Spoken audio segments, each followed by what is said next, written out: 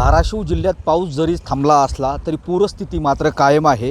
पूरस्थिती कायम यासाठी म्हणतो मी आता मांजरा नदीच्या पात्रावर आहे आणि मांजरा नदीचं पात्र माझ्या मागं जर आपण पाहिलं तर हे नदीचं पात्र आहे का, हा एक मोठा प्रश्न या निमित्तानं पडतोय. ही नदी आहे का असं सुद्धा आपल्याला हे दृश्यामध्ये पाहिल्यावर कदाचित प्रश्न पडू शकतो का. तर किमान एक अंदाजे 3 ते 3.5 किलोमीटरचं पात्र जे आहे ते नदीचं विस्तीर्ण स्वरूपात जे आहे ते नदी पात्र वाहू लागलेलं आहे.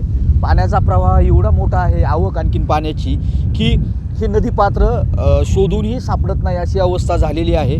धाराशिव जिल्ह्यात रात्री पाऊस थांबलेला असला तरी परांडा तालुक्यात पावसामुळं काही रस्ते बंद आहेत. वारदवाडी रस्ता बंद आहे बार्शीकडे जाणारा, तर कुरुडवाडी रस्ता बंद आहे, तर भूममधील पात्रूड वगैरे रस्ते हे जे आहे ते बंद आहेत.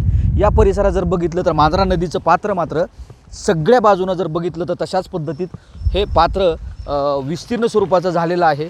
मांजरा नदी ही बीड जिल्ह्यातून प्रवाहित होत आहे, प्रवाहित होऊन ते धाराशिव जिल्ह्यात येते. मात्र या नदीचं पात्र पाहिल्यानंतर आपल्याला पाणी किती मोठ्या प्रमाणात पावसाचं पडलं आहे आणि किती स्वरूपात हे पाणी आलं आहे ते या मांजरा धरणात हे नदीचं पाणी जात असून मांजरा धरणाच्या पाण्याचा विसर्ग जरी सुरू असला तरी पावसाची परिस्थिती आता कुठं पाऊस रात्री थांबल्यामुळं थोडासा दिलासा कुठेतरी मिळाला असं म्हणता येईल. मात्र जी काही परिस्थिती आहे, पूर परिस्थिती लोकस्थलांतरित प्रशासनानं केलेली आहे, त्यामुळं यावेळी जीवितहानीचा धोका जरी टळला असला तरी काही रस्ते ग्रामीण भागातील वाहून गेलेले आहेत.